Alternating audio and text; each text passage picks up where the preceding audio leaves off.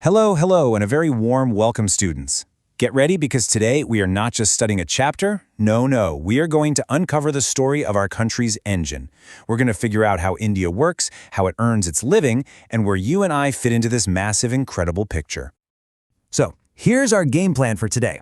First up, we'll break down the economy into its three basic parts. Simple. Then we'll get into how we measure this giant thing using something called GDP. After that, we'll do a bit of time travel to see how India's economy has completely transformed. And that's going to lead us to a big, juicy puzzle about jobs. And of course, we'll finish by looking at some of the solutions. Ready? Let's go.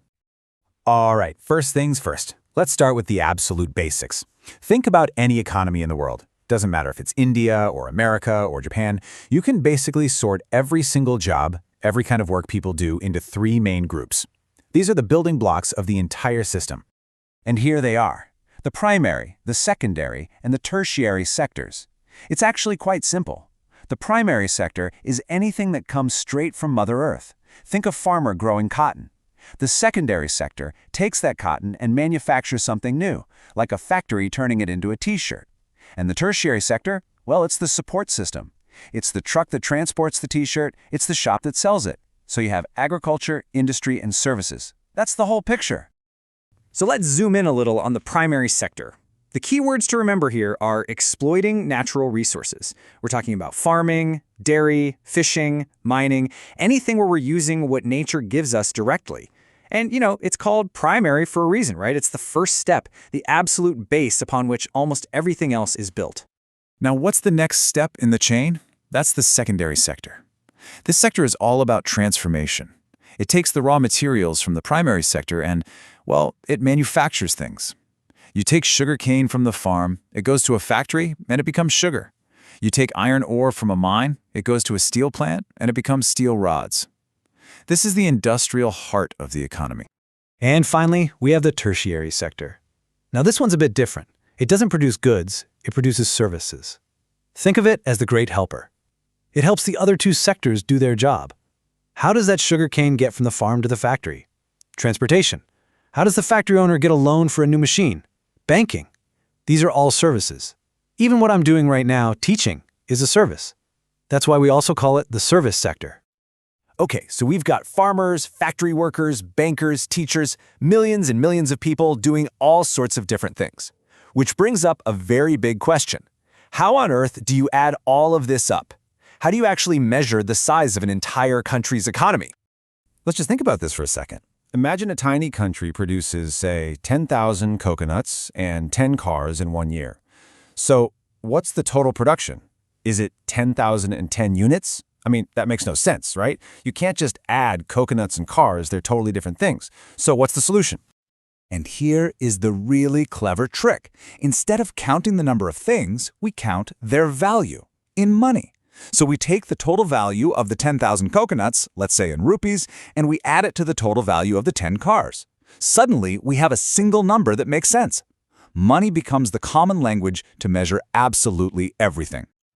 But hang on, there's a very important catch. Economists are very clear about this. They say we must only use the value of final goods and services. So what on earth is a final good? And why is this one word, final, so absolutely crucial? To get this, we need to follow the journey of a single product. Let's take this aloe vera gel story. A farmer grows aloe and sells it to a factory for 50 rupees. That's step one. The factory then turns it into gel, tubes it, and sells it to a shop for 80 rupees. That's step two.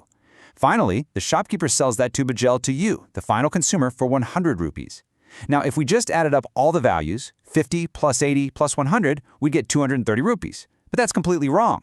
Why? Because that final price of 100 rupees already includes the 50 rupees for the aloe and the value added by the factory. To avoid this problem, what we call double counting, we only count the value of the final product, the 100 rupees. And that, my friends, brings us to one of the most important ideas in all of economics, GDP, or gross domestic product.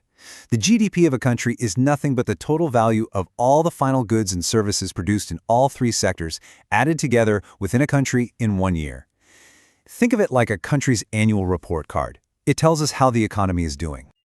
So now that we have this amazing tool called GDP, we can actually use it to look back in time and see how India has changed. Because you see, the importance of these three sectors has not been the same throughout our history. In fact, our country has gone through a massive, massive shift. Just look at this chart. This tells a story more powerful than any book. Back in the 70s, you can see that tall bar for the primary sector. Agriculture was king. It was the biggest part of our economy. Now, fast forward 40 years. Whoa, look at that. The primary sector's share has shrunk. And look at the tertiary, the service sector. It has absolutely exploded. It is now, by far, the biggest contributor to India's GDP. This shift, by the way, is a classic story for a developing nation. So, the service sector is making the most money. It's the biggest piece of our economic pie. So it's logical to think that it must also be giving jobs to the most number of people, right? It just makes sense. Well, let's check the data. Because this is where things get really, really interesting. This is the great employment puzzle. Okay, look at this. This is just fascinating. Even as recently as 2017-18, the primary sector, which is mostly agriculture, still employs the largest number of Indians, a huge 44% of our workforce. Meanwhile, the service sector, the one that contributes the most to GDP, only employs around 31%. Do you see the problem? There is a huge mismatch. The sector that produces the least value is where most of our people are working. How is this even possible? The answer to that puzzle is a very important concept from your NCERT book called underemployment. Sometimes it's also called disguised unemployment. Imagine a small family farm. Let's say it really only needs 2 people to manage it properly. But what if the family has 5 people, and all 5 of them work on that same small field? On paper, all 5 are employed. But are they working to their full potential? No way! The work of 2 people is being split among 5. Here's the kicker. Even if you took 3 of them away from the farm, the total amount of crop harvested would not change. That right there is underemployment.